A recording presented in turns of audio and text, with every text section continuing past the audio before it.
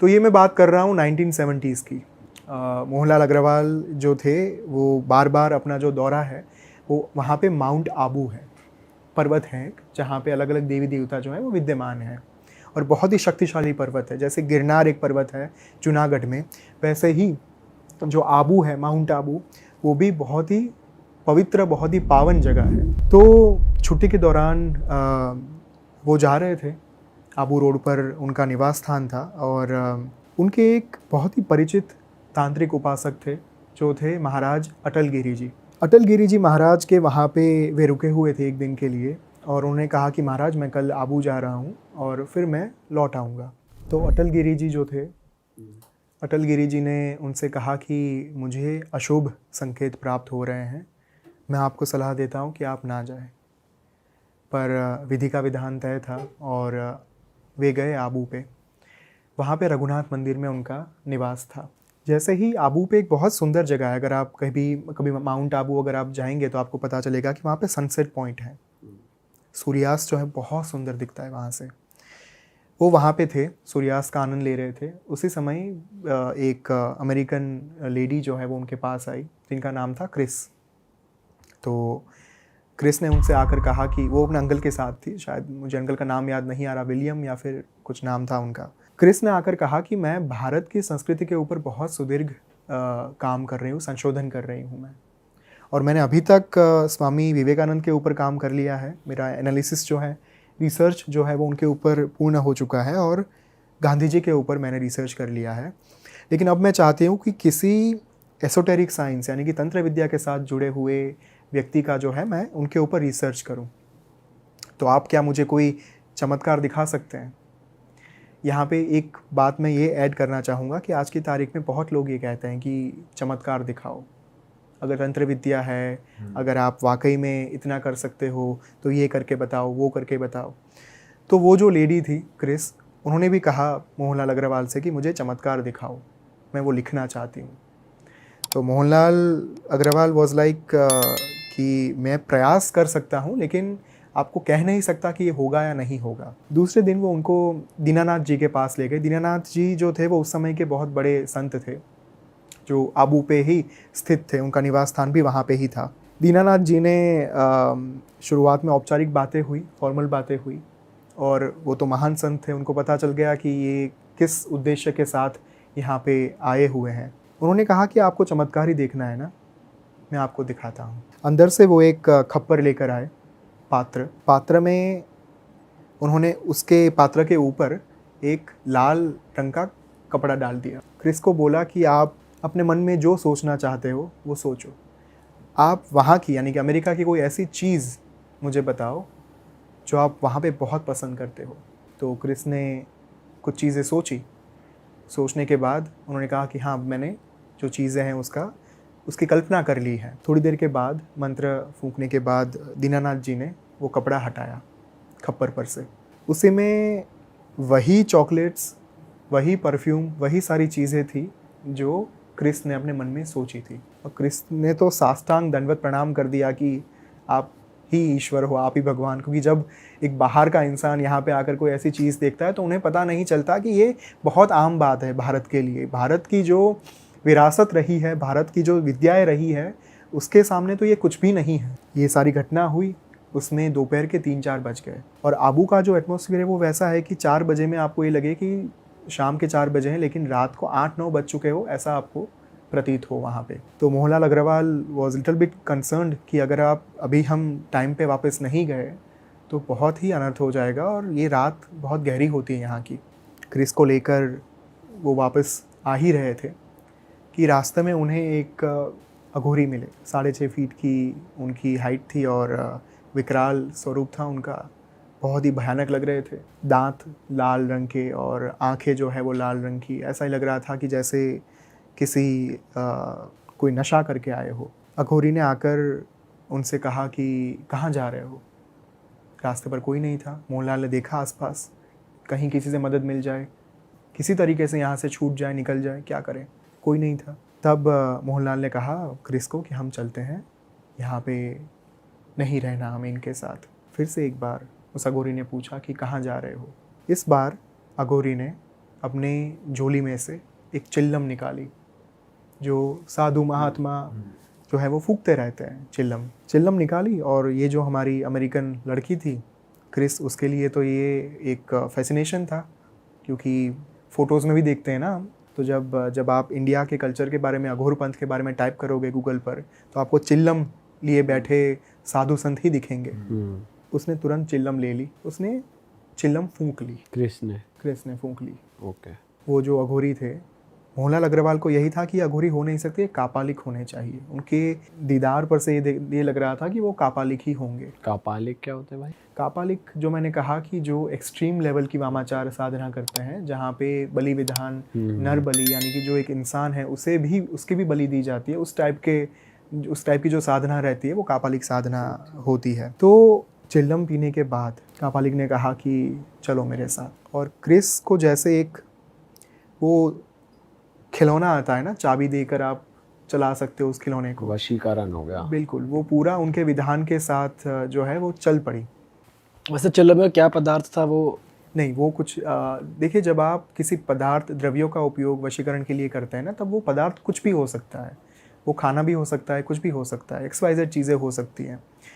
तो चिल्लम के माध्यम से उन्होंने उनके मन को अपने वश में कर लिया और चल दिए।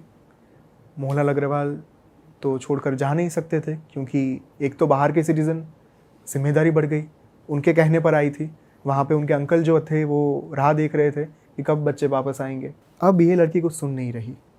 मोहनलाल उन्हें एक के बाद एक फोर्स कर रहे हैं कि नहीं जाना है, हाथ पकड़ रहे हैं कि यहाँ से चलो वापस, लेकिन वो लड़की उन्हीं के पीछे जाना चाहती है। तो कापालिक जंगल में गए, बहुत अंदर तक गए। उनकी एक गुफा थी, चट्टानों की बीच में बनी हुई एक छोटी सी गुफा थी। गुफा में जाने के बाद कापालिक ने ये आदेश दिया कि आप सिंहासन के ऊपर बैठ जाओ। मोहनलाल को तो नहीं बैठना था, लेकिन अगेन क्रिस ने जो है वहाँ पे एक रीछ का पड़ा हुआ था आसन, उसके ऊपर वो बैठ गई गद्दा बिछा के। कापालिक ने आदेश दिया कि वस्त्र उतार दो। वस्त्र उतारने के बाद कुछ प्रक्रियाएं करी गई, जिसे योनि पूजा कहा जाता है। योनि पूजा एक ऐसा माध्यम है जहाँ पे आप देवी के स्वरूप को एक महिला की शरीर में स्थापित कर सकते हैं थ्रू वजाइना। उससे कहा गया है योनि पूजा। योनि पूजा के माध्यम से चीज़ें करी गई और मोहनलाल ने सोच लिया था कि अगर अब मुझे यहाँ से छुटकारा नहीं मिला तो चाहे मुझे इस कापालिक को मारना ही क्यों ना पड़े, मैं मारकर भी इस बच्ची को बचाऊंगा, क्योंकि जिम्मेदारी मेरे ऊपर है, उत्तरदायित्व मेरे ऊपर है। योनि पूजा के बाद वो अघोरी जो था वो बाहर निकल गया गुफा से, और क्रिस अभी भी उसके ही वश में थी। सुबह हो गई, ये पूरी प्रक्रिया जो है वो रात तक चली। तो वो कुछ नहीं कर पाए? कुछ नहीं कर पाए। वो सुबह हो गई, 5-6 बजे का टाइम था। क्रिस को लेकर वो उठे कि चलो अब ये खुद नहीं उठ रही, मैं इसको फोर्सफुली बाहर लेकर जाता हूँ, यहाँ से भाग चलते हैं, क्योंकि अघोरी अभी वो कापालिक तो यहाँ पे है नहीं। बाहर ले जाकर जब उन्होंने हार्डली 300 मीटर या फिर उतना कुछ चला होगा, उनके पेट में ज़ोरों से दर्द होने लगा। वो नीचे बैठ गए, वो एक हद से ज़्यादा आगे ही नहीं बढ़ पाए, दोनों के पेट में एक साथ दर्द होने लगा। तब जाकर मोहनलाल को तो समझ में आ गया, क्योंकि वो खुद एक उपासक थे, कि यहाँ पे कापालिक ने एक सीमा को बांध के रखा हुआ है। सीमा को बांधना यानी अगर वो कापालिक नहीं चाहता कि आप यहाँ से बाहर निकलो, तो सीमा को एक शक्ति के माध्यम से, ऊर्जा के माध्यम से बांध दिया जाता है। अगर वहाँ से बाहर निकलने की कोशिश करो आप, तो आपके शरीर में दर्द, पीड़ा जो है वो होने लगती है, और फिर से उस इंसान को, मनुष्य को वापस उसी घेरे में आना पड़ता है। तो मोहनलाल समझ गए कि यही केस है। वो फिर से क्रिस को लेकर गुफा में आ गए। गुफा में आए और थोड़ी ही देर के बाद फिर से कापालिक जो है वो वहाँ पे आ गया, लेकिन इस बार वो एक बकरे को लेकर आया था बलि देने के लिए। तो जब मोहनलाल ने देखा कि अब बहुत कम वक्त बचा हुआ है, अगर अभी मैंने कुछ नहीं किया तो हम दोनों की बलि दे दी जाएंगी। उन्होंने पहले विनती की कापालिक से कि देखिए, मैंने आपका कुछ नहीं बिगाड़ा है, हमने आपका कुछ नहीं बिगाड़ा है, हम तो यहाँ से जा रहे थे, हमने आपको डिस्टर्ब तक नहीं किया, आप हमें छोड़ दीजिए। तब कापालिक ने कहा कि तुम्हें तो मैं छोड़ सकता हूँ, लेकिन इस महिला को नहीं छोड़ूंगा, क्योंकि वो मेरी साधना का साधन है। तो मोहनलाल उनके बिना तो जाना नहीं चाहते थे। विधि विधान शुरू हुए फिर से एक बार। अगेन बलि दी गई, सारी चीज़ें हुई। बलि देने के बाद जैसे ही उन्होंने अपनी विधि जो है वो आगे आरंभ करने के लिए फिर से शुरू की, उससे पहले मोहनलाल ने एक शस्त्र उठाकर उनके ऊपर प्रहार किया। जब वो प्रहार किया उसी वक्त पे वो जो महिला थी उन्होंने अट्टहास्य किया। अट्टहास्य यानी एक बहुत ही बड़े आवाज़ में हंसना। जो महाकाली का जो अट्टहास्य होता है, जो माँ तारा का अट्टहास्य होता है, वही अट्टहास्य जो है वो उस महिला ने यानी कि कृष्ण ने किया। अब जो घाव किया गया था कापालिक के ऊपर, उस घाव के कारण कापालिक क्रोधित हो गया। अब तो नहीं छोड़ूंगा। वो जैसे ही मोहनलाल के ऊपर आक्रमण करने के लिए जाए, उससे पहले बाहर से, गुफा के बाहर से उन्हें फिर से एक बार अट्टहास्य सुनाई दिया। जैसे माँ बाहर खड़े रहकर पूरे ब्रह्मांड को सुनाई दे, उतनी बड़ी आवाज़ में माँ हंस रही थी। और कापालिक को लगा कि मैंने जिस माँ को यहाँ पे इस स्त्री के, महिला के शरीर में स्थापित किया था, वही माँ यहाँ से बाहर निकल गई है। मुझे उनको वापस से यहाँ पे लाना होगा। और वो अपना शस्त्र जो है वो रख के भागा गुफा के बाहर कि मैं माँ को तो नहीं जाने दे सकता, क्योंकि उनके प्रागट्य के लिए तो इतनी साधना की है मैंने। वो जैसे ही बाहर गया, तुरंत मोहनलाल अग्रवाल ने जो क्रिस थी उनको अच्छे से कपड़े पहनाए और वो सारी चीज़ें हुई। थोड़ी ही देर में वो जो कापालिक था उसके चीखने की आवाज़ सुनाई दी। अब मोहनलाल फिर से डर गए कि ये क्या हुआ। उन्हें लगा कि अब जब कापालिक वापस आएगा तब मुझे भी नहीं छोड़ेगा, इसे भी काट देगा, क्योंकि एक तो वो क्रोधित होकर गया था। अब वो जो लेकर आएगा, अब मृत्यु निश्चित है। और सिर्फ मृत्यु नहीं आएगी, बहुत ही करुण मृत्यु होगी। इतनी खराब मृत्यु वो देगा कि मैं जन्मों जन्म तक याद रखूँगा इस मृत्यु को। कापालिक नहीं आया। बहुत लंबा वक्त जो है वो बीत गया, बहुत घंटे बीत गए। वो डरे हुए थे। धीरे धीरे धीरे क्रिस जो है वो अपने मूल अवस्था में वापस आ रही थी। अब मोहनलाल को समझ में नहीं आ रहा था कि ये क्या हुआ। क्रिस की मानसिक अवस्था जो है वो फिर से एक बार स्टेबल हो गई। उसे कुछ याद नहीं था कि मेरे साथ क्या हुआ। उसने पूछा मोहनलाल से कि हम कहाँ पे हैं, क्या कर रहे हैं। लास्ट मेमोरी जो उनकी थी वो दीनानाथ जी के पास थी। दीनानाथ जी ने जो चमत्कार दिखाया था वही उनको लास्ट याद था कि हम तो वहाँ पे थे, वहाँ से फिर यहाँ कैसे पहुँचे। मोहनलाल थोड़ी देर के बाद गुफा से बाहर निकले, फिर से हाथ में शस्त्र लेकर। कहीं अगर वो बाहर खड़ा होगा तो इस बार मैं मार दूंगा, इस बार नहीं छोड़ूंगा, चाहे मुझे ही क्यों ना मरना पड़े, मैं मार दूंगा इस बार। कोई नहीं था। जैसे ही दोनों बाहर निकले, क्रिस और मोहनलाल, क्रिस ने एक पेड़ के नीचे, उनकी दृष्टि गई, उनकी वहाँ पे नज़र गई, वो चीख पड़ी, क्योंकि जो कापालिक था वो वहाँ पे मरा हुआ पड़ा था। उनकी जो आंतें थी वो बाहर थी, उनके पैर मुड़ चुके थे, उनका जो धड़ था वो अलग था, मस्तक था वो कहीं पे लटक रहा था। अरे बाप रे। तो मोहनलाल को समझ में नहीं आया कि ये क्या हो गया, ये कैसे हो गया। ज़रूर किसी ईश्वरीय शक्ति ने मदद की है, उसके अलावा ये संभव ही नहीं है। और तुरंत वो भागे भागे वहाँ से निकले। और जैसे वो सीमा आई, जो मर्यादा थी, बाउंड्री थी, वो बाउंड्री के पास पहुँच के उन्होंने फिर से एक बार ये चेक किया कि कहीं पेट दर्द हो रहा है क्या हो रहा है, कुछ नहीं। लेकिन कोई दर्द नहीं हुआ, कोई पीड़ा नहीं हुई उन्हें। वो भाग गए तुरंत ही। और 2 दिन इस चक्कर में बीत गए थे। वो तुरंत अपने जो आबू, जहाँ पे वे रुके हुए थे, वहाँ पे पहुँचे। आबू में जो उनके अंकल थे, विलियम या जो नाम था उनका, वो राह देख रहे थे। उन्होंने तो FIR दर्ज करवा दी थी और पुलिस ढूंढ रही थी। सबको ये लग रहा था कि मोहनलाल अग्रवाल उनको लेकर गायब हो गए। इल्ज़ाम जो है वो मोहनलाल के ऊपर ही लगा हुआ था। लेकिन बाद में सारी बातें क्लियर हुई। क्लियर होने के बाद जब क्रिस को वापस रवाना कर दिया गया अमेरिका के लिए, उसके बाद वे पहुँचे अटल गिरी जी के पास वापस। वो अटल गिरी जी आबू जाने से पहले जिन्होंने कहा था कि आप मत जाओ, मुझे लग रहा है कोई अशुभ कुछ होने वाला है, उन्हीं अटल गिरी जी के पास पहुंचकर जब वे बैठे, तब अटल गिरी जी ने सबसे पहला प्रश्न यही किया कि सब कुशल मंगल तो है ना, आपको कुछ हुआ तो नहीं ना।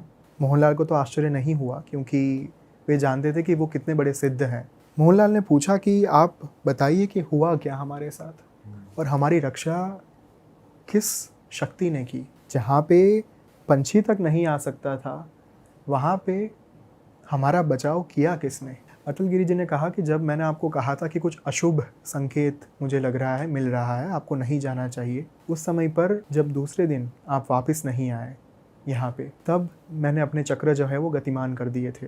अटल गिरी जी ने कहा कि मैंने अपने गुरु का संपर्क किया। उनके गुरु अनादिनाथ जी, जो गुजरात के बहुत बड़े आप कह सकते हैं कि महाविद्या उपासक थे। अनादिनाथ जी जो हैं वो अटल गिरी जी के गुरु थे। उन्होंने जाकर पूरी बात बताई कि ऐसा ऐसा हुआ है, मुझे संकेत मिला था लेकिन अब मुझे पता नहीं है कि क्या हो रहा है। और तुरंत एक यक्षिणी को भेजा गया आदेश देकर कि आप जानकर आओ कि क्या हो रहा है वहाँ पे। यक्षिणी जो है there is a positive form entity basically, वो कर्ण पिशाचिनी की तरह नहीं होती। माँ की बहुत संगीनी शक्तियाँ हैं, योगिनी, यक्षिणी, नित्या। तो उनमें से एक जो है यक्षिणी, जो हकारात्मक ऊर्जा होती, पॉजिटिव एनर्जी होती है, उनको भेजा गया कि आप पता करके आओ कि हो क्या रहा है उनके साथ। वो यक्षिणी आप तक पहुंची, यानी कि मोहनलाल के पास पहुंची थी। और जब उन्होंने देखा कि ये चीज़ें क्या हो रही है, कैसे हो रही है, यक्षिणी ने आकर सारी बात इनको बताई। तब जाकर जो अनादिनाथ जी थे, उन्होंने माँ तारा का आवाहन किया, जो महाविद्या थी, जो उनको सिद्ध थी। उन्होंने माँ तारा का उनकी साधना की थी, उनकी उपासना की थी पूरे जीवन। और जैसा कि मैंने कहा उग्र तारा के बारे में, अगर आपके जीवन में उग्र आपत्तियां हैं, उग्र आपत्ति यानी एक्सट्रीम लेवल ऑफ टर्बुलेंस, उस वक्त पर उग्र तारा आपको बचा सकती है। और अनादिनाथ जी ने उग्र तारा का आवाहन किया, उनको इन्वोक किया। इन्वोक करने के बाद उन्होंने माँ से प्रार्थना की कि हमारी 2 संतान जो हैं वो यहाँ पे फंसी हुई हैं, आप उनको बचाइए।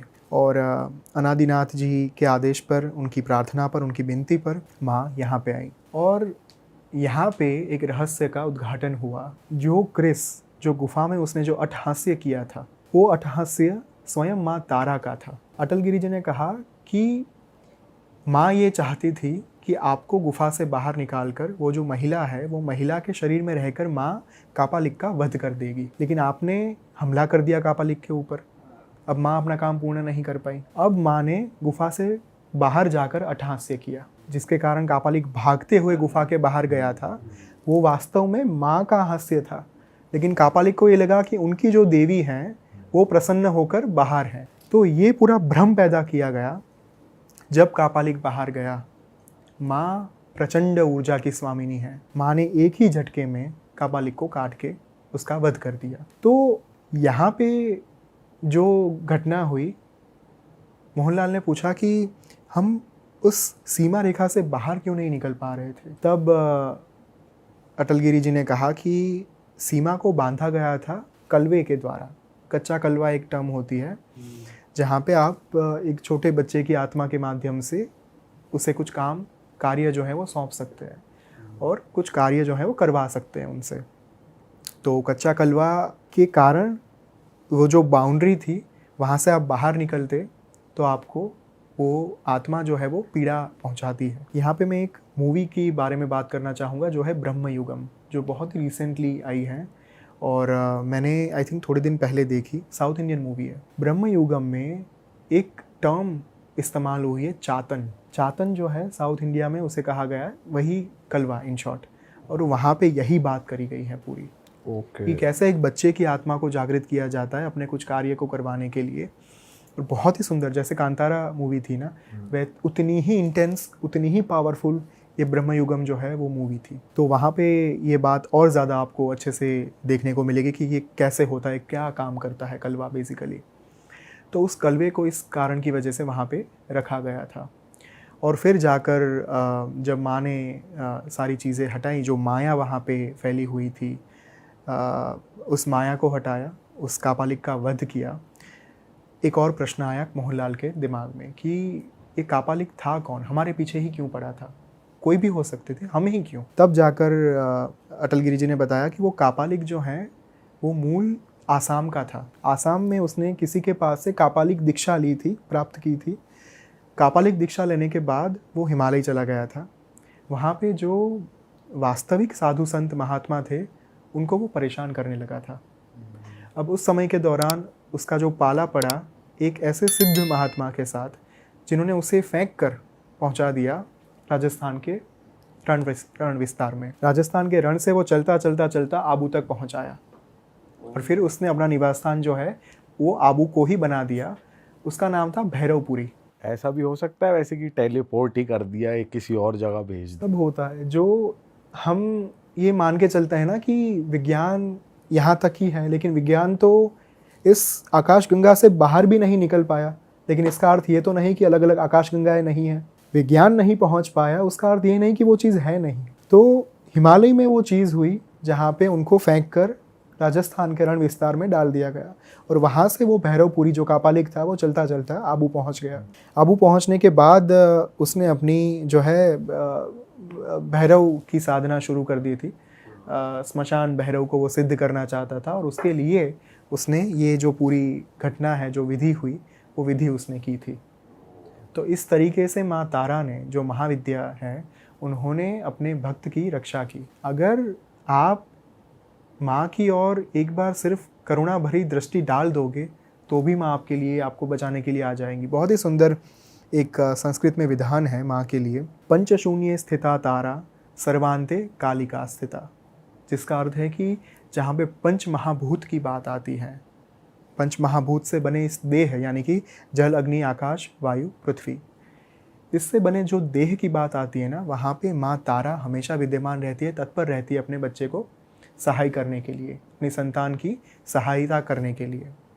सर्वांते कालिका स्थिता, लेकिन जब सब कुछ अंत हो जाता है, सर्व का अंत हो जाता है, तब महाकाली आपके लिए वहाँ पे खड़ी होती है। तो this was the essence of the story. तो माँ काली जो हैं उनकी साधना महर्षि वशिष्ठ ने भी की थी। महर्षि वशिष्ठ जो भगवान राम के गुरु थे, लोग ये बात बहुत कम जानते हैं कि वो स्वयं एक तंत्र उपासक थे। और जब आप ताराणव तंत्र पढ़ेंगे, तारा तंत्र पढ़ेंगे, मैं बहुत ही सुंदर एक ग्रंथ पढ़ रहा था, योगेश्वरानंद जी लिखित एक ग्रंथ है जिसका नाम है तारा तंत्रम। तारा तंत्रम में ये बात दी गई है, महर्षि वशिष्ठ की पूरी एक कथा दी गई है, जहाँ पे कई सालों तक महर्षि वशिष्ठ ने माँ तारा की उपासना की थी, उनकी साधना की थी वैदिक विधि विधान के साथ, यानी कि सात्विक पद्धति के साथ। लेकिन माँ प्रसन्न नहीं हो रही थी और उन्हें क्रोध आ गया। क्रोध के कारण जब उन्होंने अपने हाथ में कमंडल लेकर जल लिया और माँ को श्राप दे दिया कि आगे से आपकी उपासना फलीभूत नहीं होगी। उसी वक्त से महाविद्या जो तारा है उनकी उपासना निष्क्रिय साबित होने लगी। जो मूल मंत्र था वो था ओम रिंग त्रिंग हुम फट। लेकिन जब महाविद्या के इस मंत्र को श्राप दे दिया गया तब इस मंत्र ने काम करना बंद कर दिया। जब आकाश में भविष्यवाणी हुई कि ये अनर्थ हो चुका है, ये नहीं करना चाहिए था, भगवान ब्रह्मा ने आकर उनसे ये कहा कि अगर आप माँ तारा को सिद्ध करना चाहते हैं तो आपको चीनाचार पद्धति से सिद्ध करना होगा। चीनाचार यानी आप जो उस समय का चीन क्षेत्र था, तिब्बत जिसे हम कहते हैं, वहाँ पे जाकर आप भगवान बुद्ध से दीक्षा लीजिए, चीनाचार दीक्षा। यहाँ पे अगेन बहुत ही कम लोग ये बात जानते हैं कि बुद्ध सिर्फ गौतम बुद्ध ही नहीं थे। गौतम बुद्ध तो 7वें बुद्ध थे, 7th बुद्ध। अच्छा, उनसे पहले 6 बुद्ध और हो चुके थे, जिनमें से 3 ब्राह्मण थे, 3 क्षत्रिय थे। तो ये उन्हीं की लीनिएज थी, गौतम बुद्ध। बिल्कुल। और बुद्ध जो है वो एक अवस्था बेसिकली थी। तो गौतम बुद्ध एक्चुअली 7वें बुद्ध थे, लेकिन महर्षि वशिष्ठ ने जिस बुद्ध के पास से जिन्होंने दीक्षा ली, चीनाचार दीक्षा, वो बुद्ध भगवान विष्णु के अवतार थे। और ये कथा दी गई है ताराणव तंत्र में, क्योंकि अगर मैं रेफरेंस नहीं दूंगा यहाँ पे, लोग फिर से पूछेंगे कि आप ये किस बेसिस पर आप बात कर रहे हो। हमारे ग्रंथों में सब कुछ दिया गया है, लेकिन हमें सिर्फ पढ़ना है वो। तो फिर उन्होंने वहाँ पे जाकर दीक्षा ली, चीनाचार दीक्षा। उन्होंने फिर से माँ की साधना शुरू की और शापोद्धार किया। शापोद्धार करने के लिए मूल मंत्र में एक एडिशन किया जाता है। जो मूल मंत्र था वो था ओम रिंग त्रिंग हुम फट। लेकिन जो दीक्षा के बाद उन्होंने जो फिर से साधना की, शापोद्धार किया, वो मंत्र था ओम रिंग स्त्रिंग हुम फट। और मैं से ऐसे बताना स्टार्ट करूँगा कि मेरा बहुत क्लोज फ्रेंड जो मेरे साथ रहता है उसके साथ ये घटना हुई। तो बात ये उस वक्त की है भाई जब ना काफ़ी ज़िंदगी हमारी स्लो होती है, मतलब इंटरनेट वगैरह इतना नहीं था। रही होगी बात ये 2002 के करीब की। अब एक जो अपना मेरा दोस्त है वो है भाई ट्रैवलर, वो घूमता है, सोलो ट्रैवलिंग करता है, काफ़ी घूमता है पहाड़ों में, इधर उधर पूरे इंडिया में काफ़ी उन्हें स्टेट नाप रखे हैं, घूमता फिरता है। उसको सोलो ट्रैवलिंग का मन करता है, जब भी पहुंच जाता है उसे कुछ जैसे शांति चाहिए होती है, वो जाके ऑफ बीट जाता है गांव में, ऐसे किसी मेन सिटी में जाके नहीं, गांव वगैरह में जाके 1-2 हफ्ते रह के आता है अपनी शांति में, जो भी उसे थोड़ा राइटर है वो लिखना विखना होता है। तो भाई वो पहुंच गया एक दिन उत्तराखंड के उमरेड गाँव में। अच्छा। आप सर्च भी कर सकते हो गूगल पे इस गाँव का नाम। वहाँ पहुँच गया और वहाँ उसे भाई मिला, एक जगह उसने अपनी ली वहाँ पे रहने के लिए, उसने बुक किया 1-आध हफ्ते तक। वहाँ पे एक कैफ़े था छोटा सा, वहाँ मिलता है उसे एक सुरेश नाम का लड़का। उससे बातचीत होती है उसकी, उसका खूब ख्याल रखता है उसे, क्योंकि 1-आध हफ्ते का उसका ट्रिप था तो उसका खूब ख्याल रखता है। तो बातों बातों में वो उससे पूछता है भाई गाँव के बारे में बता, गाँव कैसा है, इस तरीके से थोड़ा गाँव घुमा मेरे को कि कैसा है। कहता है ठीक है भैया गाँव घुमाने ले चलते हैं। तो वो बातों बातों में बता देता है कि मैं यहाँ का रहने वाला नहीं हूँ और मैं 12वीं क्लास में ना घर से भाग के आ गया था यहाँ पर।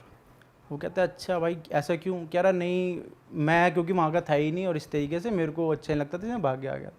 कह रहा ठीक है भाई जो होगा अपना। उसने ज़्यादा ध्यान नहीं दिया। उन्होंने कहा भाई कल ना सुबह मेरे को गाँव दिखा दे थोड़ा सा, गाँव कैसा है। कहता है ठीक है चलते हैं। गाँव घुमाता है। तो भाई हिल एरिया होता है वो, तो वहाँ के लोगों को तो आदत होती है, हम जैसे लोग थोड़े नहीं थक जाते हैं। तो वो जो मेरा दोस्त था वो थक गया, वो रुक गया। कह रहा भाई मैं नहीं चल पाऊँगा। तो वो लड़का मजाक में कहता है कि ऐसी दिल्ली वाले तो ऐसे होते हैं, इनमें जान वान है नहीं, यहाँ आ जाते चलने। तो वो भी थोड़ा गुस्से में आके कहता है भाई तू कौन सा यहाँ का है, तू भी तो भाग के आ रखा है। तो उस लड़के को बहुत बुरी लग जाती है वो। तब तो वो कुछ नहीं बोलता, कह रहा भैया चलो कोई बात नहीं।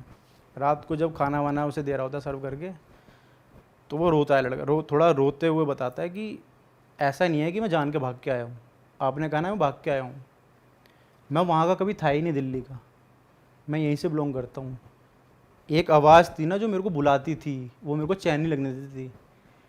और मेरे साथ ऐसा ऐसा वो इंसिडेंट बताता है अपना कि मैं कैसी फैमिली से आता हूँ। मैं 12वीं पास करके, और मैं जिस दिन 12वीं पास करके आया था और मेरे को वो आवाज़ें इतनी स्ट्रांगली बुलाती थी ना अपनी तरफ कि मैं खिंचा चला आया यहाँ पे।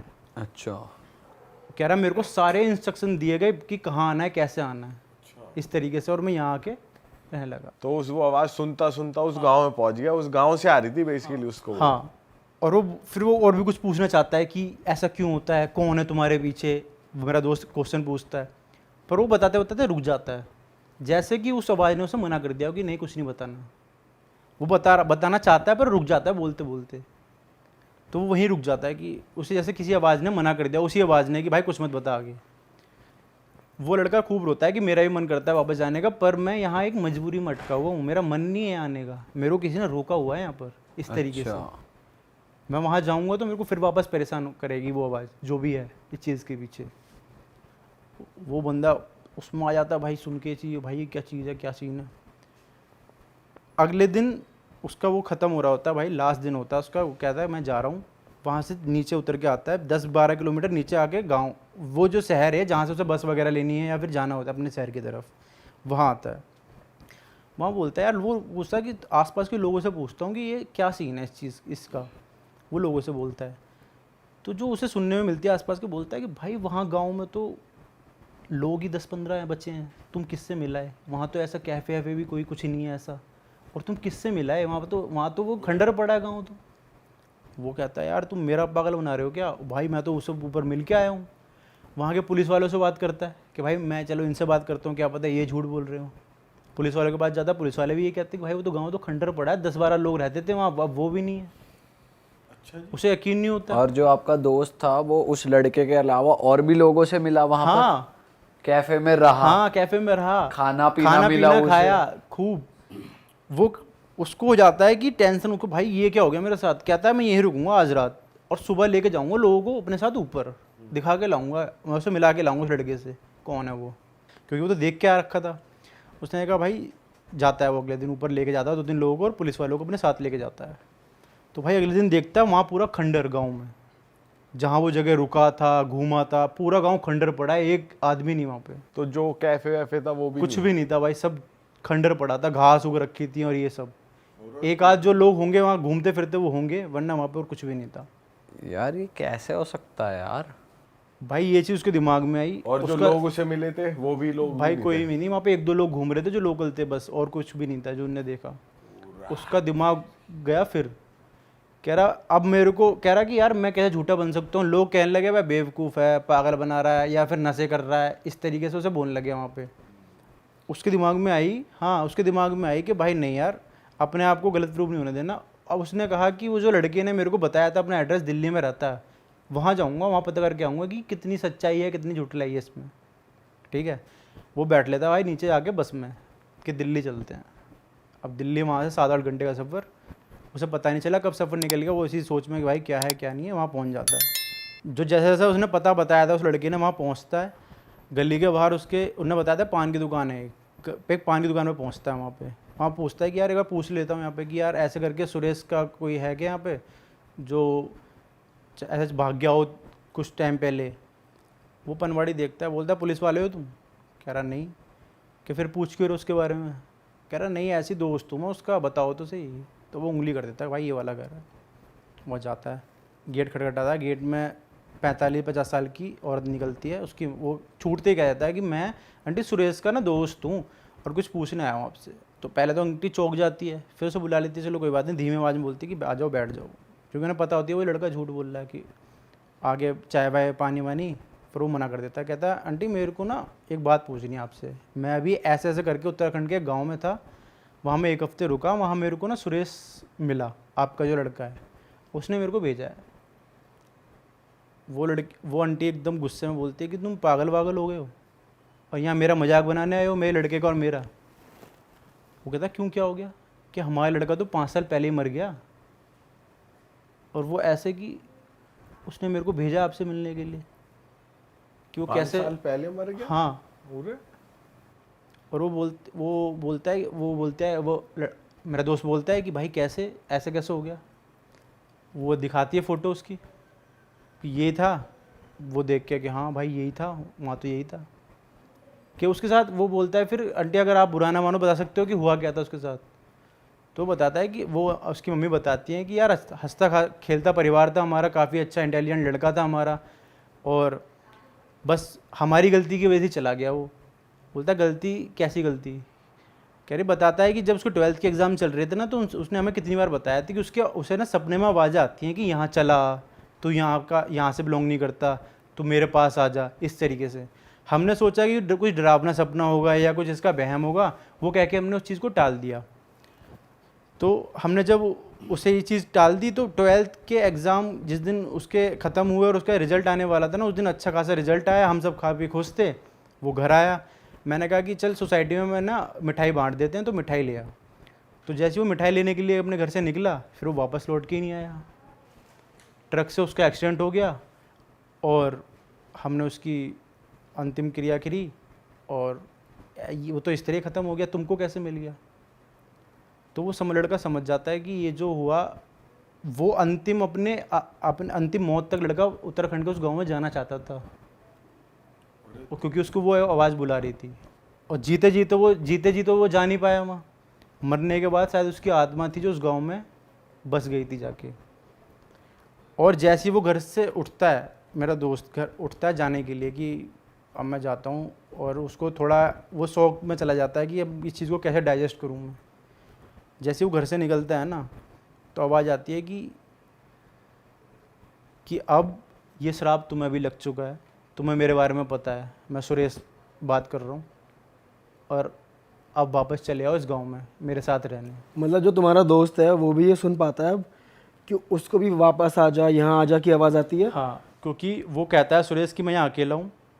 वो एक तरह का श्राप दे रहा है लोगों को। जिस इंसान को ये चीज़ पता चलती जाएगी, वो उस गांव में जाके, उसकी आत्मा उस गांव में जाके रहना स्टार्ट कर देंगे।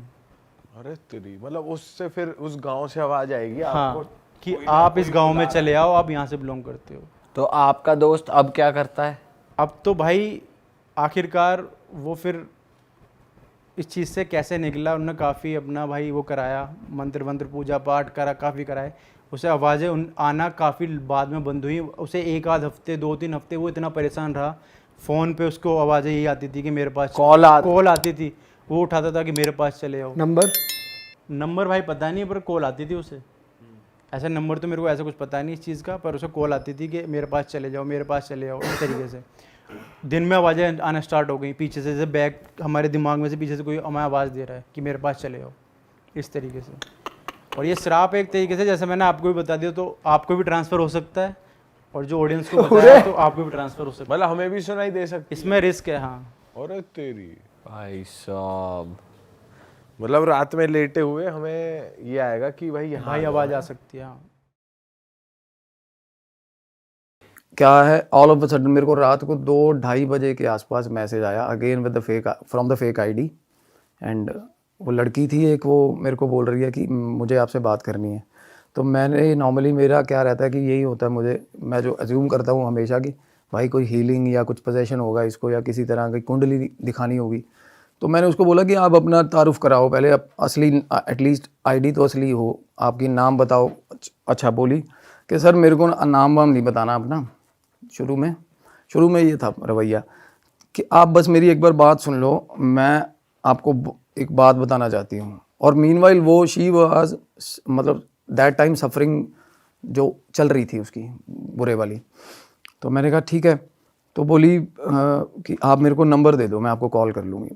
तो मैंने कहा ठीक है, आप मुझे नंबर दे दो, आप अपना नंबर ड्रॉप करो, मैं कॉल कर लूँगा। तो मैंने उसको अगले दिन दोपहर को कॉल किया।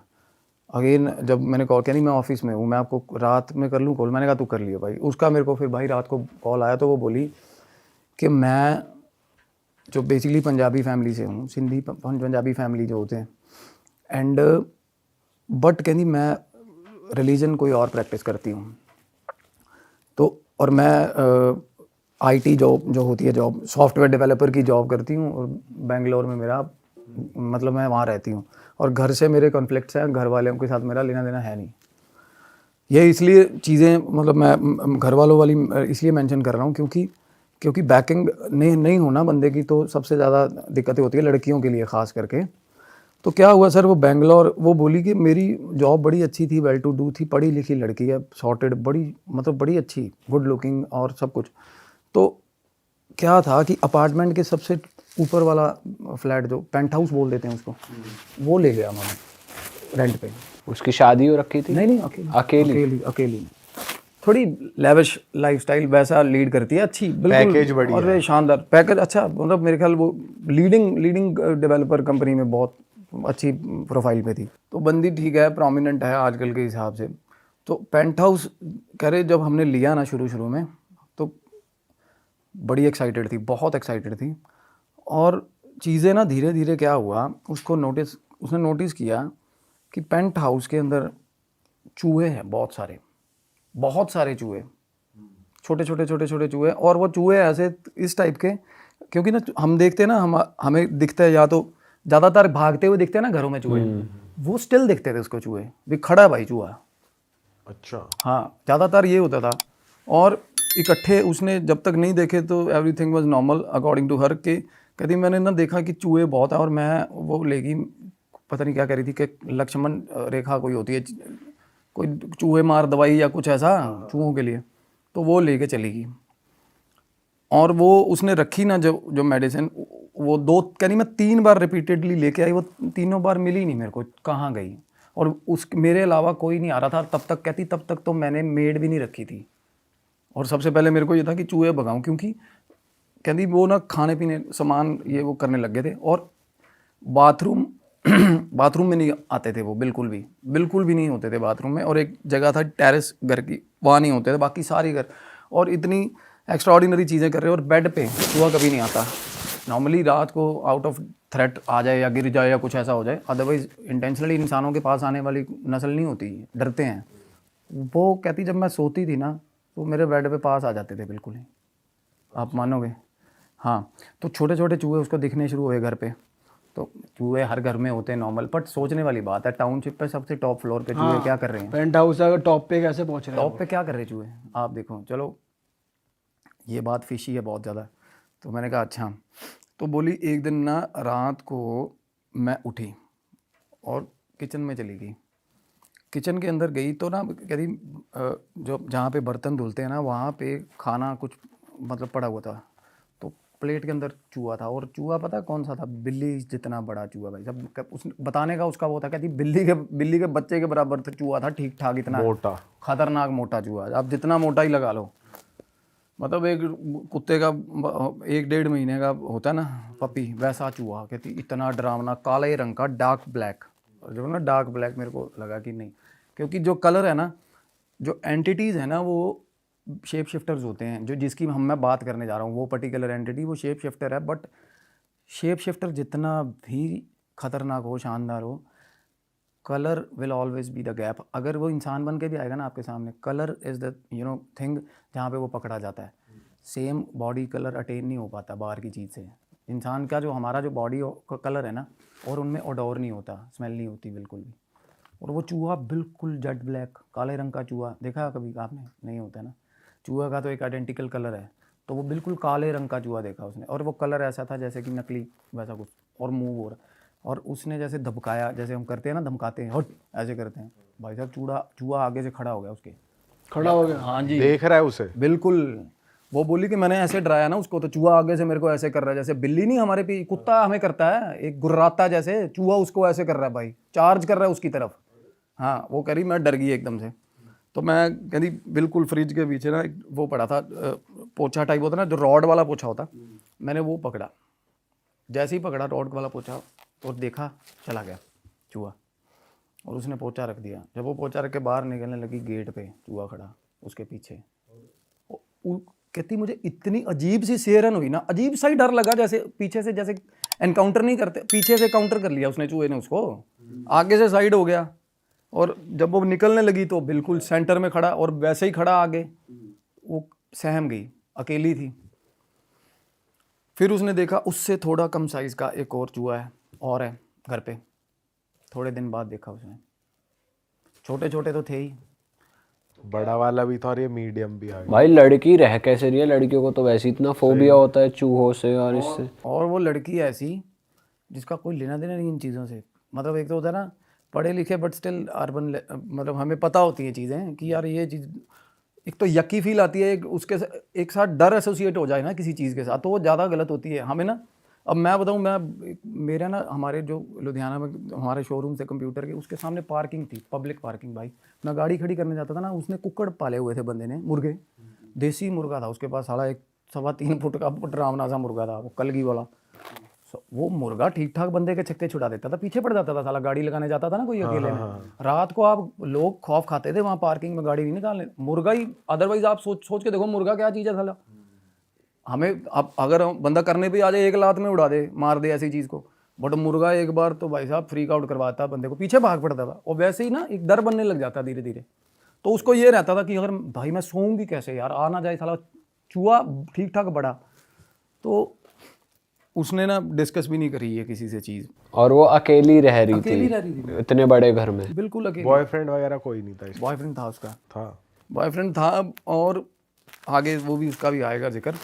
तो वो बोली कि मैं जब आई ना, तो पहले तो ये चूहे वाली इंसिडेंट हो गया। ये पहले कॉल पे ही आपकी बात चल रही है, ये सब वो आपको बता रही है, ठीक है। हाँ, तो मैंने कहा, कहती चूहों, मेरे को ये होता था, और मैं जब घर जा रही हूँ ना, जैसे ही घर के अंदर एंटर होती हूँ, तो कहती मतलब ऐसा लगता था कि मेरे सामने है और मैं इनका कुछ नहीं कर सकती, सामने ही। उसके बाद तो चूहे ऐसे ही घूम रहे हैं कि भाई तू आजा, तू ही क्या कर लेगी, क्या ही कर लेगी। और उस बिल्कुल ऐसा हो गया था। उसने किसी पेस्ट कंट्रोल और इन सबको नहीं बोला सोसाइटी में? चीज़ दवाई लेके आई वो, उसकी कुछ नहीं हुआ।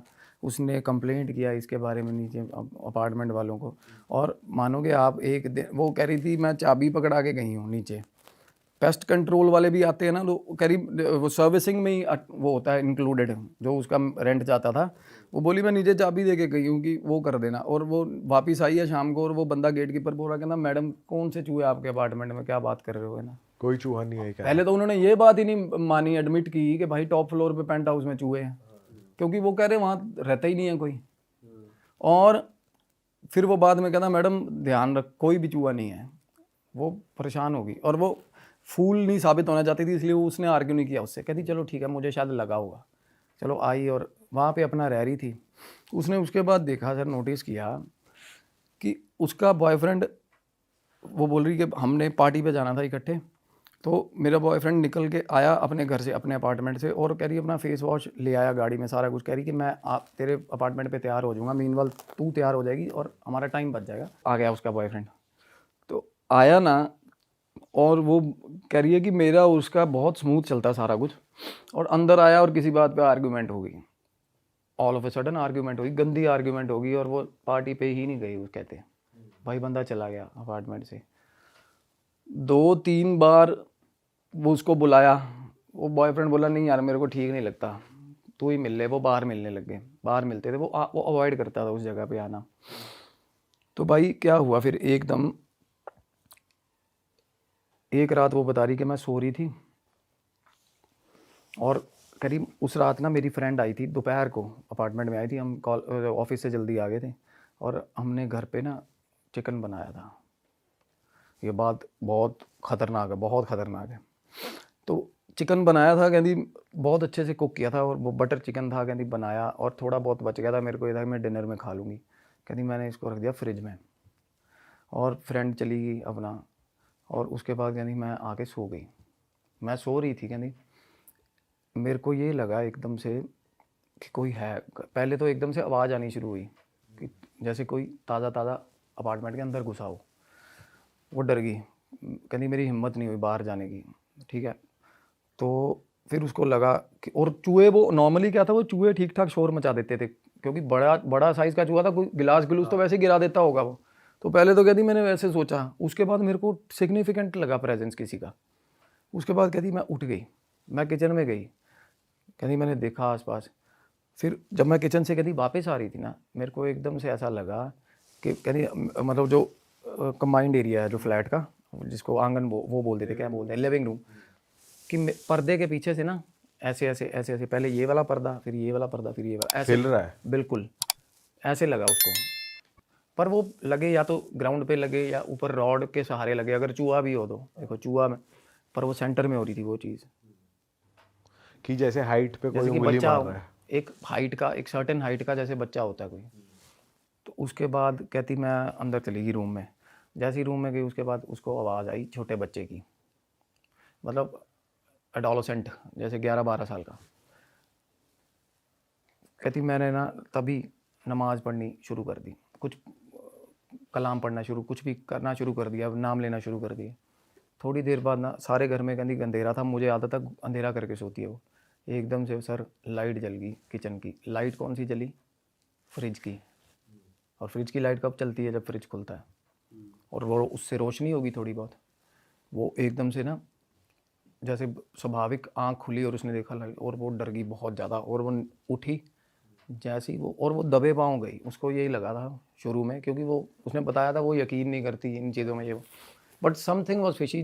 वो ये रियलाइज़ कर रही थी कि कुछ ना कुछ गलत है भाई, मेरे को यहाँ आके डर लगता है। सर वो जैसे ही किचन में गई, उसने देखा कि यहाँ सिर में से ना एक ऐसा एक ही हॉर्न निकला हुआ है, ऐसा पीछे की ओर। कोई उसे बिल्कुल बंदा दिखा हाँ, जिसकी जिसकी बेसिक बॉडी जो होती है वो इंसानों की थी, पर 2-3 चीज़ें उस पर बहुत ज़्यादा मतलब डरावनी, सींग हाँ लग इस टाइप का, और ब्लूइश टोन की बॉडी। और बिल्कुल जो जहाँ पे चिकन रखा हुआ था ना, ऐसा मतलब फ्रिज खुला हुआ था और ऐसे कर रहा था उसको, मतलब जैसे को हम अच्छी टेम्पटिंग बिहेव नहीं करते किसी चीज़ को देख के, तो उस टाइप का उसने, और एकदम से उसने चीख मारी लड़की ने, और लाइट जला दी एकदम से। और जैसे ही लाइट जलाई ना सर, क्या हुआ पर पता है? चूहा बाहर निकला उस किचन से अगेन उसके पीछे से। वो उसने चूहे का रूप ले लिया जो वो था, ऐसा अब कुछ। ये उसने मेरे को बताया। अब तो मेरे को ये बात ना, मैंने कहा यार अब मैं आपको बता देता हूँ। नॉर्मली क्या होता है, शेप शिफ्टर्स होते हैं मरीद, जिनकी भी एक किस्म है जो शेप शिफ्टर है, जो मरीद होते हैं ना। अच्छा, अब जिनका नाम आ गया देखो, अब ये this is not a sort of a possession, या फिर ऐसा कोई प्रेत, या ऐसा प्रेतों की इतनी बिसात नहीं होती है ऐसा काम कर दे। मैं बताऊँ, पहली बात तो गेट फ्रिज खोलना पॉसिबल ही नहीं है प्रेतों के लिए। जिन्नात ऐसी चीज़ है जो कुछ भी कर देता है, कुछ भी कर सकता है, उसमें एक्सट्रीम पावर होती है। अब फ्रिज खुला है, अब उसने ना फिर उसके बाद वो उसने जब देखा चूहा, तो वो तो रिलेट कर गई सारी चीज़ कि कि भाई कुछ गलत है। हाँ जी, ये जो वैसे मरीद कह रहे हो आप, ये उसी का ही फॉर्म है, जिन का ही? बिल्कुल जिन का ही फॉर्म है। मरीद एक कैटेगरी है ना, जिनों की अलग अलग कैटेगरीज हैं। तो मरीद है जो शेप शिफ्टर्स होते हैं, जो फैसिनेटिंग होते हैं, काफ़ी कुछ भी बन के आ जाते हैं। और पावरफुल है जिनसे? बहुत पावरफुल है सर, मरीज बहुत पावरफुल फॉर्म है।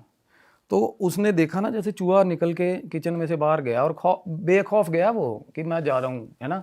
तो वो पीछे निकल गई एकदम से और वो जाके जल्दी जल्दी अपने रूम में सो गई। उसने देखा कि एग्जैक्ट 4-5 मिनट बाद वो रूम में आ गया उसके। चूहा या वो हाँ, चूहा, हॉर्न वाली एंट्री? चूहा बंद गेट में से? नहीं, गेट नहीं बंद था, अच्छा। रूम में आ गया वो। और रूम में आके जो वो बता रही है कि रूम में मैं देख रही हूँ, मैं बेड पे लेटी हुई देख रही हूँ, और वो बिल्कुल सामने आके बेड के पास आ गया नीचे और ऐसे देख रहा है उसको। भाई ऊपर देख रहा है इतना, मतलब इतना फिशी बिहेवियर किसका, चूहे का। देखो आप, अक्सर चूहे भागते हैं हाँ, ह्यूमंस को देखकर, वो ऐसे देख रहा है यार। और देखो इंसान एक ऐसी नस्ल है जिससे सांप भी डरता है। पता है आपको? सांप सिर्फ तभी काटता है जब हमारा उसको खतरा हो, पैर आ जाएगा। शेर भी डरता है, शेर भी पहले इनिशियल लेवल पे अवॉइड ही करता है इंसान से एनकाउंटर, क्योंकि इंसान दिमागी चीज़ है, वो दिमाग से कुछ भी कर सकता है इंसान, है ना। तो वो कह रही है कि अब देखो, कह रही मैं अभी तक ना कहती किसी को भी ये बातें उस तरीके से डिस्कस नहीं कर रही थी ओपनली। और मेरे को कि चूहे ने भी अलग ही साला फिल्म शुरू करी हुई है इसके घर में। कह रही सब मेरे को पागल समझते, और इसीलिए मैंने लेट गो करती रही चीज़ों को। और उस दिन के बाद ना, कहती मेरे को प्रॉपर प्रेजेंस फील होने लगी जब चूहे ने, और मतलब ये हो गया था कि उसको उसने देख लिया, जब उसने दोनों फॉर्म्स देख लिए, चूहे में भी दोनों फॉर्म देख लिए। उस मरीद का परिवार रहता था उस घर में प्रॉपर, उसकी घरवाली भी थी, वो भी चूहे के फॉर्म में ही दिखती थी उसे। और ये जो छोटे चूहे दिखते थे, ये बच्चे थे उनके।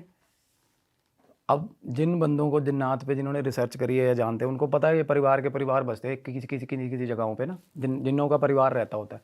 एक मैंने हीलिंग करी थी, वो अमेरिका में थे, वो हलवाई का काम था उनका।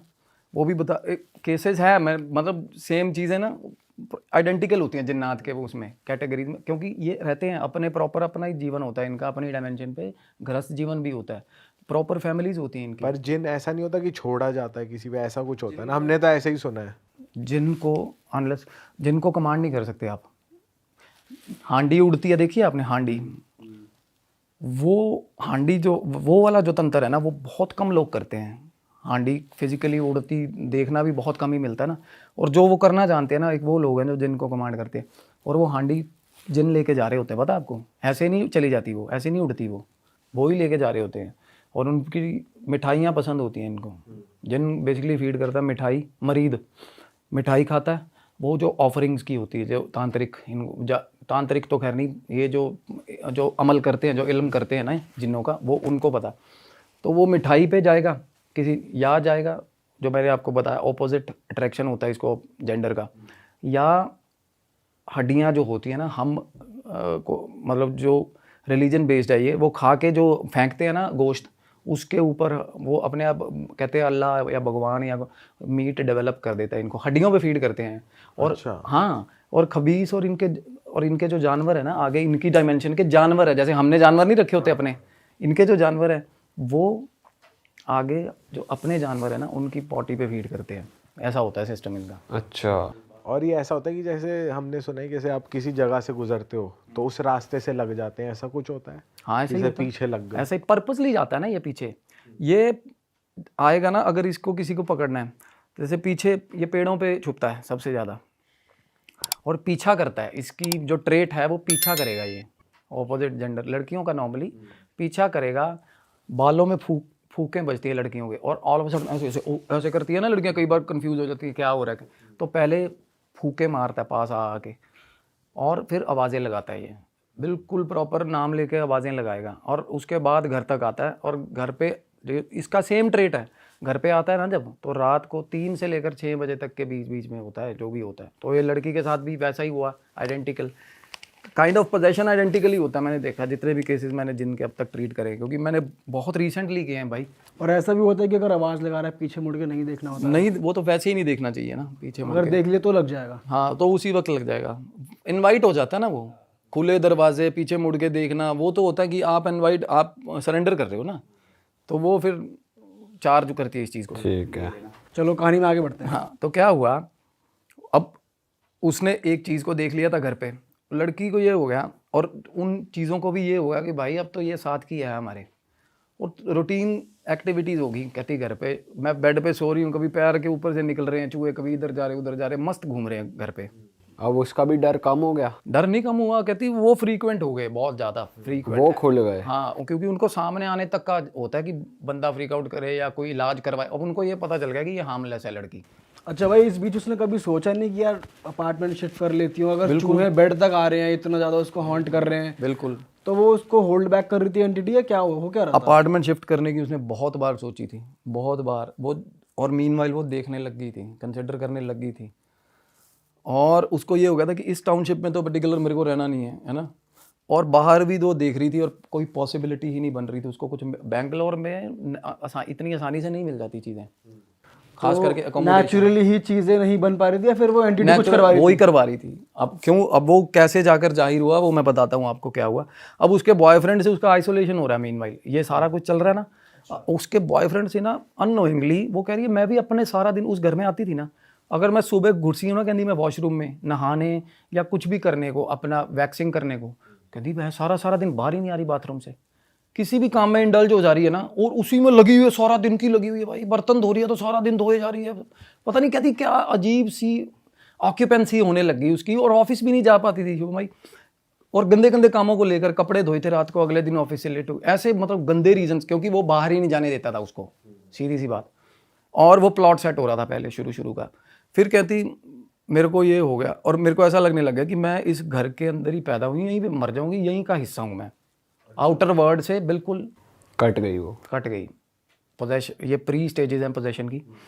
उसके बाद वो बोली कि मैं रात को, अब मेरे को कहती एक दिन जब सबसे ज़्यादा डर लगा, 3 से लेकर 6 बजे तक कहती मेरी जाग खुलती थी, 3 बजे आँख खुलती थी, और उसके बाद कहती इतनी भयंकर चीज़ें होती थी मेरे अपार्टमेंट में कि कभी कोई अंदर घूम रहा है आंगन में, कभी कोई खिड़की में खड़ा मुझे देख रहा है, और उसको ये होता था कि मुझे देख रहा है बस, कोई सेंस ऑफ बीइंग वॉच्ड हमें उसको ऑल द टाइम रहता था।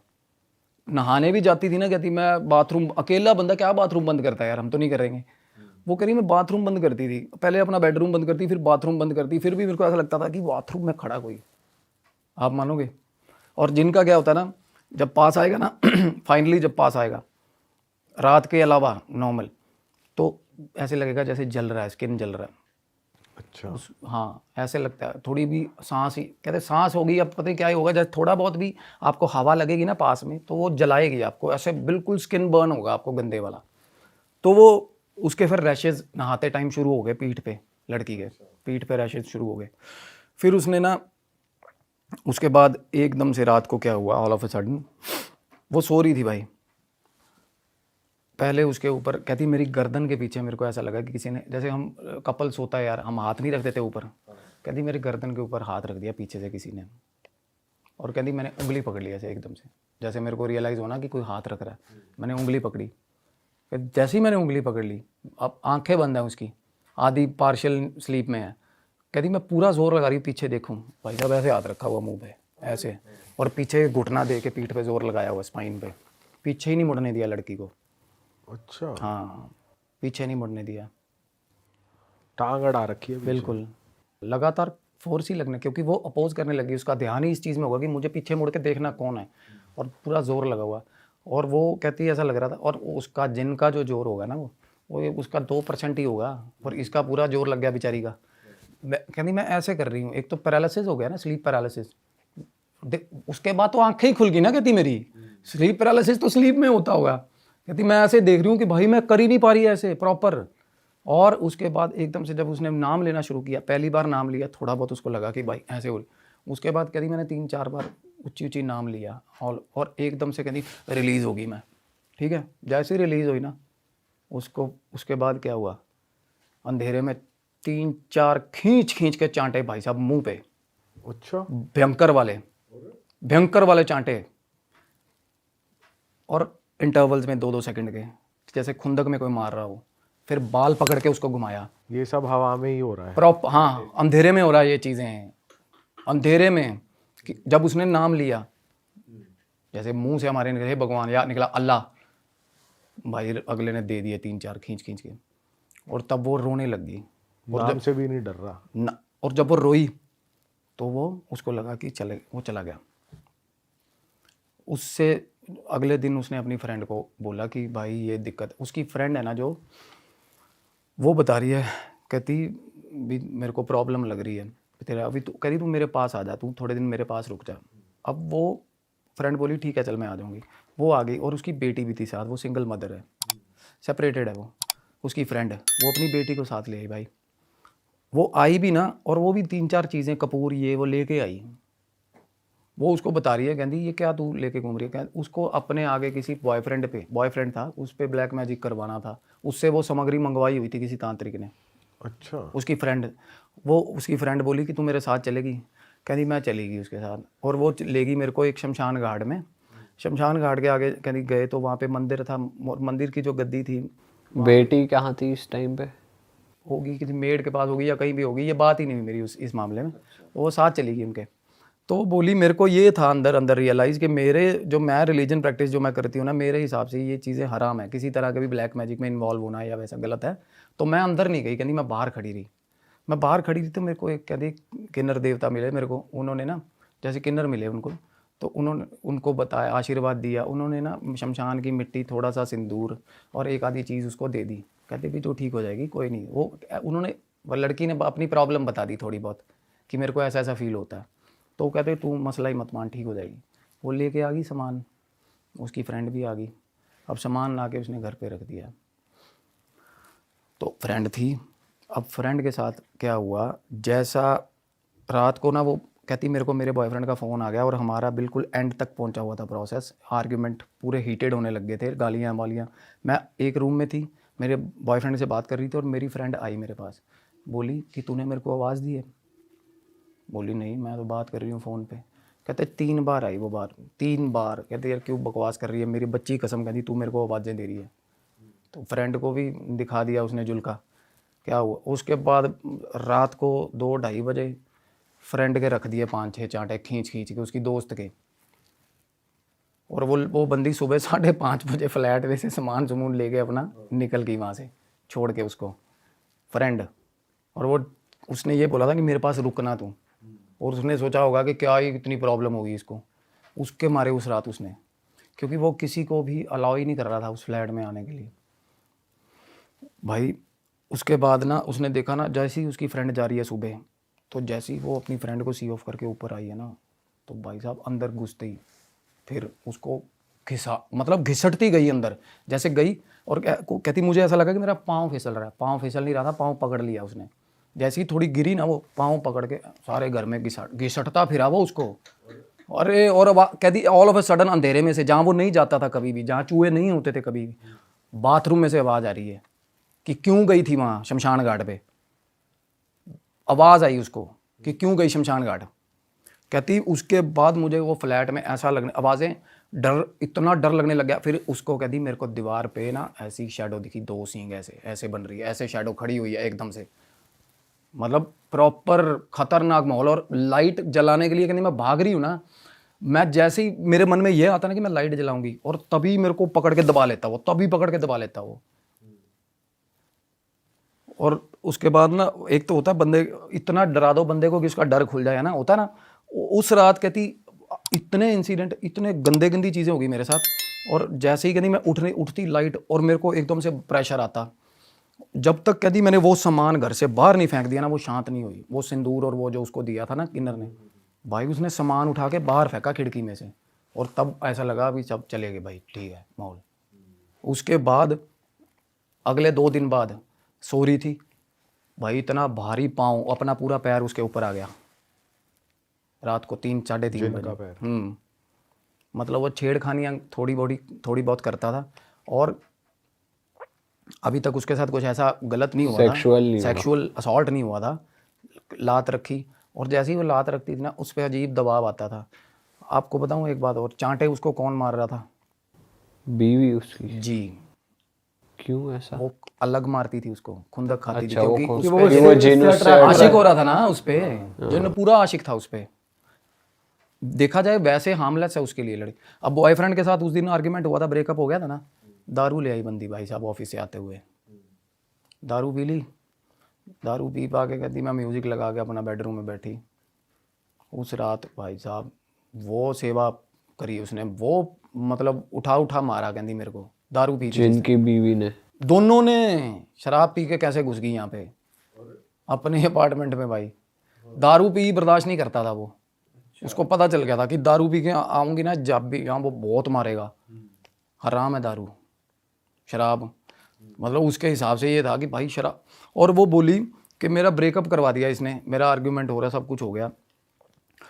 अब इतनी चीज़ें बढ़ गई, कहती मैंने फ़ोन पे नेट पे करवा के बात कर ली एक लैंड ओनर के साथ, कोई और फ्लैट देखा था तो वो बोला कि ठीक है मैडम, कहती मैंने सिक्योरिटी भी ट्रांसफ़र मार दी उसको, जितने उसने रेंट मांगा रेंट मारा, हो गया सारा कुछ। और अगले दिन मुकर गया भाई वो बंदा, वो मुकर गया अगले दिन। फिर कहती मेरा एक मेल फ्रेंड, और वो बाकी मेल फ्रेंड्स को भी नहीं आने देता था भाई, वहाँ पे आने ही नहीं देता था वो। उसको ये पता चल गया कि अगर मैं इसकी बात के हिसाब से चलूँगी तो ठीक है यहाँ पे, मतलब कहती मेरे साथ थोड़ी बहुत छेड़खानी करता था तो उसकी अपनी लड़ाई मच जाती थी अपनी आपस में इनकी, बीवी की और जिनकी। हाँ ये भी होते उसने महसूस करा है कि इनकी आपस में लड़ाई हाँ, चल रही तब है। वो कहती सारी रात, कहती पेंट हाउस के ऊपर मतलब कूदा फांसी हो रही है, मेरी छत पे थोड़ थोड़ आवाजें आ रही हैं। और पेंट हाउस में आवाजें कैसे आ सकती है छत पे, छत तो होती नहीं है उसको, वो पेंट हाउस के। कहती मेरे को ऐसा सारा, कहती मैं इतनी यूज टू हो गई थी, छोटी मोटी चीजें तो मैं गौर ही नहीं करती थी वो बंदी। उसको जिनकी तो परछाई फिर भी दिखी थी, उसकी भी दिख रही थी जो उसकी बीवी थी जिनकी। नहीं उसको ये जैसे होता है ना, हमें जिसके ऊपर ऐसी चीज का आती है ना, साया आता है, तो उसको पता चल जाता है कि ये डिफरेंट वाला है, ये वो वाला है। तो उसको फील हुआ था ऐसा कि है, मतलब उसके प्रॉपर उसकी फैमिली रहती थी ना वहाँ सारी। तो ये बात भी वो फील कर पा रही है कि उसके जो चार्टे पड़ रहे थे उसकी बीवी मार रही थी, जेलसी फैक्टर। हाँ वो जब उसको फील हो रहा था मतलब। हाँ, क्योंकि वो उसको जब उसको किसी तरह का भी फिजिकल असॉल्ट होता था ना उसके साथ, फिर उसके बाद कॉन्टिन्यूस अकरेंसेस होते थे जैसे कि आपस में कोई लड़ाई कर रहा है, बहुत ज़्यादा लड़ाई हो रही है। तो अभी वो अज्यूम कर रही है कि वहाँ फाइट हो रही है क्योंकि इसके साथ वो अट्रैक्ट हो रहा है। और अब चूहे दिख रहे हैं। चूहे दिन में दिखते हैं। अच्छा, चूहे के फॉर्म में वो दिन में, रात को चांटे ही पड़ रहे हैं अभी सीधा। तक फिजिकल हो चुका है? ऑफिस छूट गया, नहीं हुआ, अभी नहीं हुआ। था जो मुझे उन्होंने बताया। ऑफिस छूट गया, ऑफिस जा नहीं रही बंदी। और ऑफिस में मेल वगैरह, कहती मैं मेल्स वगैरह कर रही हूँ, और इंटेंशनली मैं सुबह उठ रही हूँ ऑफिस जाने के लिए, और ऑफिस नहीं जा। तैयार तो रोके भाई साहब बंदी 9 बजे कहती मैं खुद ही बैठ जा रही हूँ कि तैयार होके बस बैठी हूँ भाई। ऐसा हेल्पलेसनेस इतने गंदे वाला, और हर तरफ से उसको देखो मना। अब मीनवाइल क्या होता है, बंदे की फैमिली ही इस मोमेंट पे ना, जिससे या तो बंदा बात कर सकता है या हेल्प सीख करता है। फैमिली के साथ पहले डिफरेंसेस हैं, बॉयफ्रेंड के साथ ब्रेकअप करवा दिया, मेल फ्रेंड्स भी फ्लैट में नहीं आने देता था वो वहाँ पर, मतलब वहाँ। और वो कह रहा था कि मेरी वो बन के रहे यहाँ पे, एक सेकंड वाइफ टाइप यहाँ पे। थोड़ी बहुत आगे चीज़ें पता नहीं कैसे एलिवेट होती या क्या होता, पर उस लड़की के साथ बहुत कॉन्टीन्यूसली बहुत टाइम तक ये चीज़ें होती रही। और क्या होता गया, उसकी जो हेल्थ थी वो बिल्कुल ख़त्म होती गई, बहुत अट्रैक्टिव थी।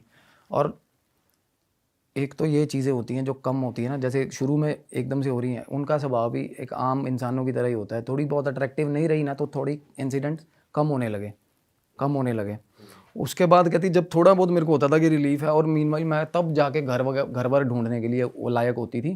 कहती एक दिन मैं सब्जी लेने, और मेरे को कहती मैं चीट करने लगी थी। मैंने ना प्रॉपर्टी डीलर को भी कहती मैंने बुलाया ना, तो सब्जी मंडी में बुलाया था कि आगे वहाँ आ जाना। तो मैं एक जो नए प्रॉपर्टी डीलर को बुलाया। फिर फाइनली कहती मेरा एक फ्रेंड था, उसने मेरे को एक कदी चीज़ बताई कि भाई तू कुछ नहीं कर सकती इसके बारे में, कुछ भी नहीं। तू सिर्फ और सिर्फ बैठ के ना अकेली इनसे बात करने की कोशिश कर, इनको बुला और बात करके अगर ये जाते हैं रिक्वेस्ट करके तो तू कर ले। भाई वो कहता मैं बाहर जा रहा हूँ, तो तू, उसने बताया, कहती वो 5 मिनट के लिए मेरे अपार्टमेंट में आया था, बंदा बाहर खड़ा हो गया, जाके आई बैठी, जैसे नमाज, कहती मैं जैसे नमाज पढ़ते हो ना वैसे बैठी हूँ, और बोल रही हूँ कि आप जो भी हो, हाथ जोड़ती हूँ मैं, मेरे को प्लीज़ छोड़ दो। बहुत रोई भाई वो। थोड़ी देर बाद ना उसको लाइट फील हुआ, थोड़ी देर बाद, ठीक है, और लाइट फील हुआ, और 20 मिनट बाद कहती मेरे को कॉल आई फ़ोन पे कि मैडम वो हो गया जो फ्लैट आपका, वो बंदा भाई साहब अग्री हो गया बंदा। अब अगले दिन सामान वहाँ पहुँचा दिया बंदी ने, दूसरे फ्लैट में शिफ्ट मार दिया। अब उसका कुछ ज़रूरी सामान इस फ्लैट में बचा हुआ था, वो कह रही मैं दोपहर को, मैंने टाइम चूज़ किया कि किस टाइम पे मेरे को सबसे मतलब रिलीफ रहता था, जिस टाइम पे सामान उठाने गई ना वहाँ से, जैसे ही सामान उठाने गई पकड़ ली भाई उसने, फिर बंदे ने दोपहर को ही पकड़ लिया और फिर लगातार आधा पौना घंटा कहती मेरी गर्दन पकड़ के ना, गर्दन ऐसे मतलब ऐसे लगता था जैसे कोई लगातार मेरी बॉडी पे हीट आ रही है और all of a sudden 2-3-4 second बाद एक चमाट बजती और गर्दन पकड़ के ऐसे हिला देता कोई। ये हो रहा था उसके साथ, जैसे कोई बात कर रहा है, स्कोल्ड कर रहा है, किसी को मार रहा है, थप्पड़, जो भी नॉर्मल कन्वर्सेशन चल रही होती है, 2 जनों की लड़ाई हो रही होती है ना, उस तरीके की चीज़ हुई। कहती मैं हवा में मुंह करती हूँ, मेरे 3-4 चांटे रख देता। कहती ऊपर मुंह करके मतलब ऐसे ऊपर उठाता, दे चांटे भाई। कहती प्रॉपर ये चीज़ें हो रही मेरे साथ। भाई ये किस लेवल का वो चल रहा है यार। वो मरीद था और जिनका रहता ही ये है बड़े भाई, रहता ही ये है। और मतलब वो उसका ये एग्रेशन था कि तू चेंज क्यों कर रही है ना, फ्लैट अपार्टमेंट क्यों चेंज, सामान कैसे शिफ्ट हो गया यहाँ से। पर वो तो उन्होंने खुद ही छोड़ा था उसको। नहीं उस टाइम ये भी सोचो ना, उस टाइम उसकी वाइफ तो चाहती है ना मेरे ये पीछा छोड़े, ऐसा कुछ क्या उसको ये लगा कि फॉर द टाइम बिंग सारी फैमिली चली गई है इसकी यहाँ से, थोड़े टाइम के लिए पॉसिबिलिटीज़ बनी, प्रॉपर्टी डीलर का फ़ोन आया और फिर बाद में वो आ गया एकदम से। क्योंकि एक बार छोड़ के पकड़, यही हो सकता है उसने ना, मौका नहीं छोड़ा जब वो वापस आई, मतलब उस मरीज ने उसको पकड़ ही लिया जब वो पकड़ लिया। फिर मतलब उसको पता चल गया कि ये इस हक में नहीं है कि मैं यहाँ से जाऊँ, चीज़ें ठीक नहीं हुई हैं। फिर इस चक्कर में उसका मेरे को कॉल आया था इसी टाइम पे भाई। उसने जब मेरे को सारी बात बताई तो मैंने उसको ये बोला, कहती मेरा सामान आधा वहाँ पड़ा है, आधा यहाँ पड़ा है।